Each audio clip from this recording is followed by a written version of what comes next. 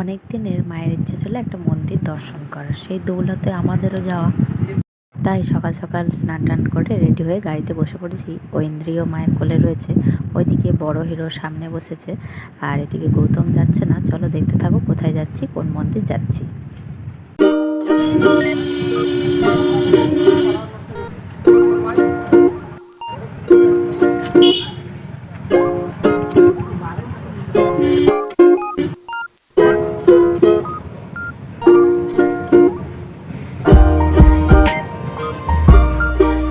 স্নিগ্ধ সবুজে ভরা একদম মনোরম পরিবেশ। আজকের আবহাওয়াটাও বেশ সুন্দর ছিল।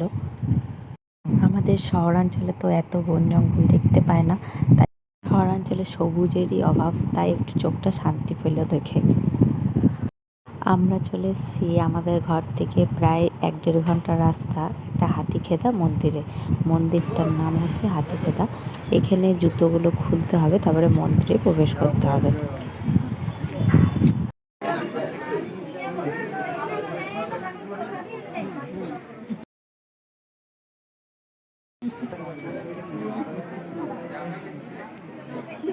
বাবা না টানালে তো আসতে পারতাম না, তো আজকের দিনে টানিয়েছে, খুব ভালো করেছে।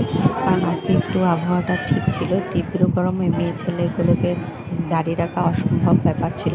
এখন আমি পুজো কিনে নিয়েছি, এবারে ভেতরে প্রবেশ করব। তো লম্বা লাইন দেখতেই পাচ্ছ, পুরো লম্বা লাইন দিয়ে তারপর আমরা পুজো দিলাম। সিঁড়ি দিয়ে এখন উঠছি। এখানে নিজের মনের ইচ্ছে পূরণ করার জন্য কেউ নারকেল বাঁধে, কেউ বা ঘণ্টা বাঁধে।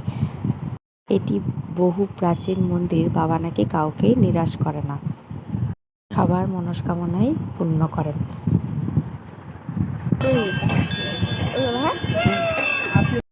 বাবার মূর্তি ছবি তোলা নিষেধ আছে, তাই তুলিনি। আর এখানে যারা স্নান না করে আসে তারা এখানে স্নান করতে পারে। বাবার মূর্তিটি হাতির মুখ। হাতির মুখ যেহেতু, সেটা গণেশও বলতে পারো, ভৈরব বাবা বলতে পারো, আর গোসাই বাবাও বলতে পারো। আর এই ভেড়া বলিও দেওয়া হয়।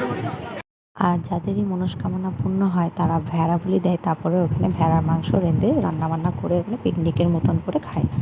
আমাদের এখন পুজো দেওয়া বেশ ভালোভাবেই হয়ে গেল, বাবাকে দর্শন হলো ভালোভাবেই।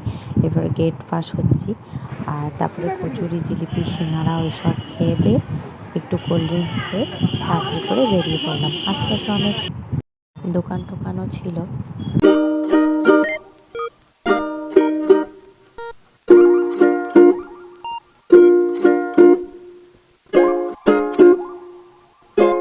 এখন গাড়িতে বসে পড়েছি, বাড়ির পথে রওনা দিচ্ছি। আমার ব্লগটা হাতিখেদা মন্দির দর্শন কেমন লাগলো অবশ্যই জানিও।